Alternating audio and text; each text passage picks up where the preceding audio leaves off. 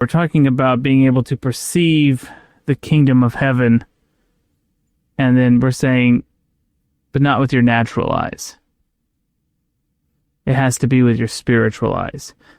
And there's a quote, and I don't remember who it was. It might have been Hugh Nibley, where he said, he said, okay, close your eyes, imagine the celestial kingdom. And then he said, now forget what you just imagined, because it's nothing like that. No, that's a joke. All right, like he was being silly, but the more and more I've pondered on the kingdoms of glory, what's the promises that await for us, how the plan of salvation is everything is a type or a symbol of what is to come. The more I have the idea that perhaps the celestial experience is actually, right, and this is a plain and precious kind of mindset here, but what if the celestial experience is actually much more like this one than we tend to think? What if we try to perceive the celestial kingdom with natural eyes?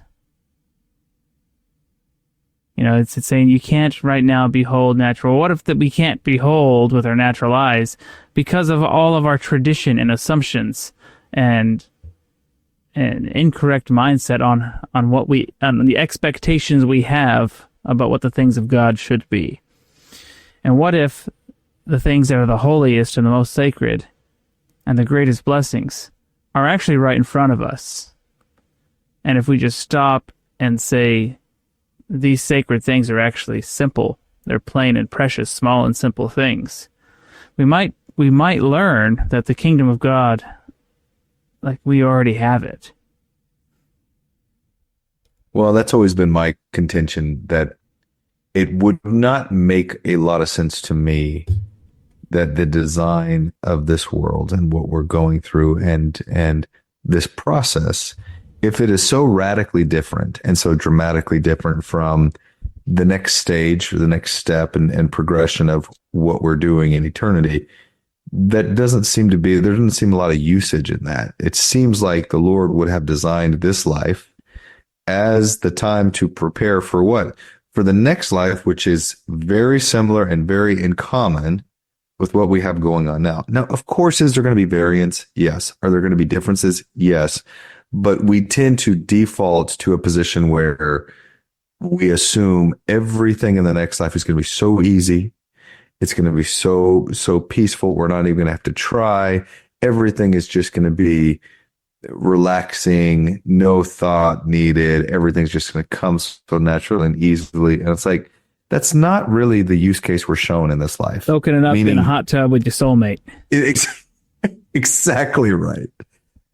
I think it's very much going to be, as you said, very similar to what we're experiencing here. And that is why we have to find that path and that opportunity to move towards, to work towards entering into the presence of the Father now.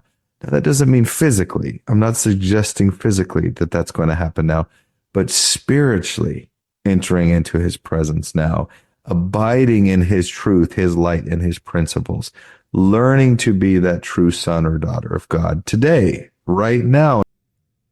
Hit that like button, leave us a comment, subscribe to the channel. We really appreciate it. They may seem like little things, but liking, commenting, it helps the algorithm push our content out to more people. So it's our small way of sharing the gospel in a social media age.